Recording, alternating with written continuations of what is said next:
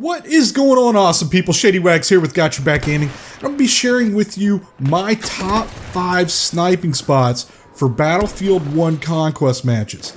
Now, if you watched any of my Star Wars Battlefront videos, then you already know I'm not the greatest sniper in the world. While there are some guys out there doing some crazy montages with dubstep and 360 trick shots, for me you're going to get more sad country music and misses from about 50 yards away.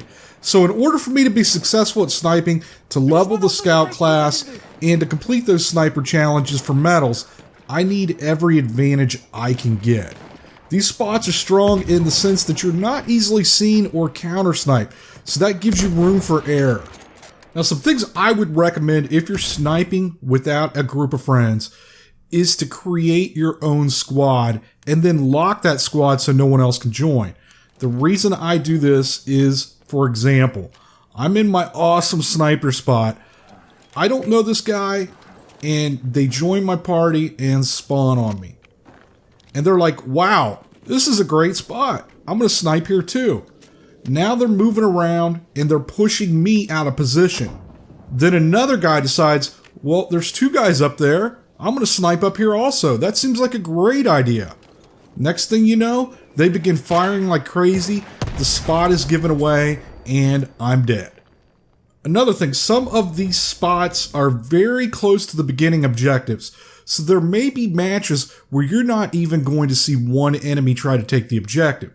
You can still score points by marking the objective, and that will set a defend order that begins a timer. Once that timer runs out, you're awarded points for completing your own defend order. You can then mark that objective over and over to continue scoring points. There are actually some matches where I didn't get any kills or any deaths, but just by marking the objective and completing the defend order, I scored more points than people that were actually out running around on my team. For equipment, I use the bomb tripwire and the spotting flare. I use the flares when there are situations where I just feel like there's too many guys for me to take on my own, and I know I'm going to be in trouble. So I pop that flare in there to give my team the location of those enemies, and hopefully someone comes and helps out. Okay, on to the spots. The number 5 spot is on the St. Quinton Scar map. If your starting spawn is next to the F objective. Right behind the F objective is a small hill that I use for cover. If I move to the left, I can lay prone down beside the bush and the tree, which keeps me hidden from players trying to take that objective. From this spot, I can cover the field to the left, the road, and the fence line, and also a small portion of the windmill. If the other team has control of C, you will see quite a few people come down that road and cut through the field itself and try to jump the fence. There's a machine gun.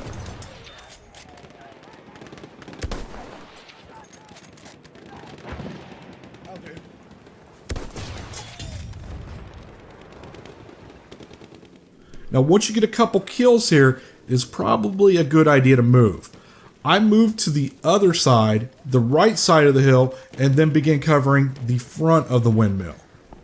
Another thing I do before moving to the other side is I put down a tripwire trap right in the middle between the left and the right.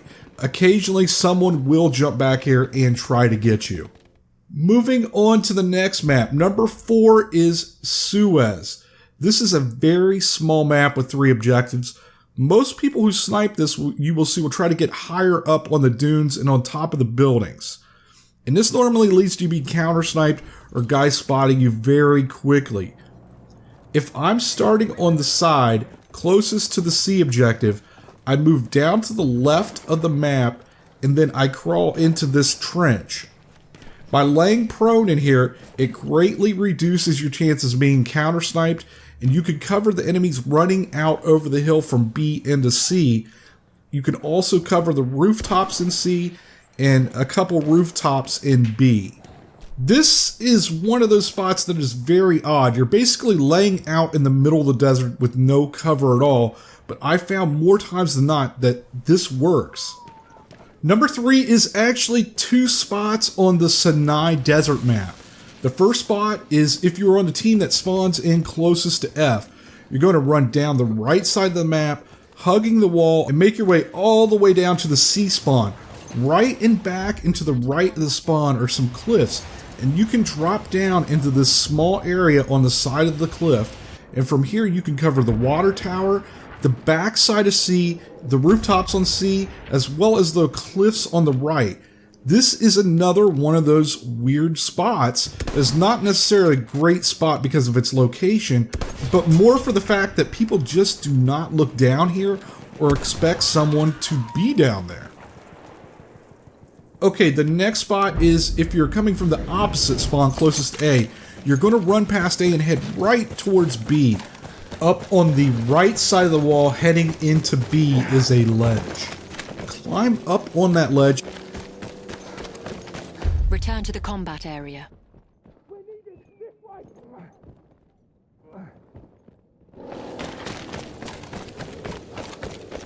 Go prone right here. From this spot, you can cover a lot of area.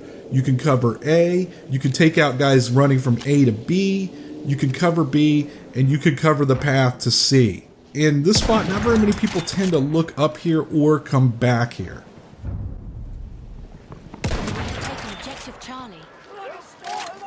The number 2 spot is on Argonne Forest. I cover A if I'm on the team closest to that spawn. I go right down this trail and I lay in the middle of the shrubbery. There are 2 spots here. You can move a little close up and that will give you a straight on view of the left door as well as the trail. But what I actually prefer is to move a little further back in between all the barbed wire. This gives you a small view of the right door and a little better view of the trench and the trail on the right.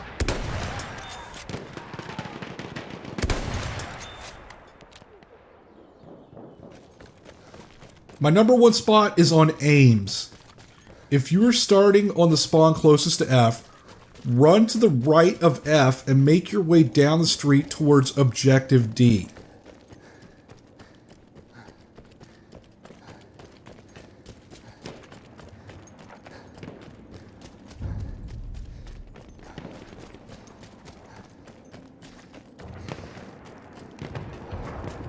Drop down onto the train tracks and cross over right here.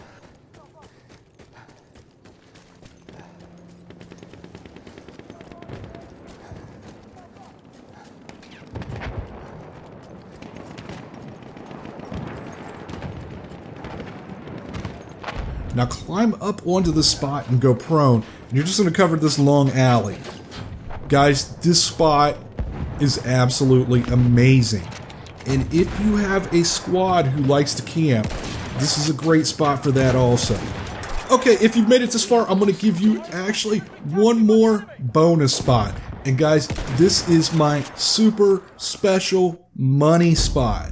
This spot is on Monte Grappa if you're starting closest to the A objective. I make my way up this path and then I'm going to drop down onto this ledge. Guys, this spot is absolute money in the bank. I have sniped so many players from the spot and they have no clue where those shots are coming from. You have a clear view of A and you have a clear view all the way to C, so you can see almost everyone heading towards A, and you cannot be sniped from above. Even if they do locate you, it is very difficult for them to kill you from here. All these spots have been very good to me. I think over a course of 5 matches using these spots, I went 40-3 sniping. I'm a pretty average Battlefield 1 player going around 1 for 1 or a little bit better than that. So I think 40-3 is pretty damn good. I hope you guys found this information useful. If you did, I really would appreciate it if you take the time to hit that thumbs up button. Thanks for watching, and until next time guys, have a good one.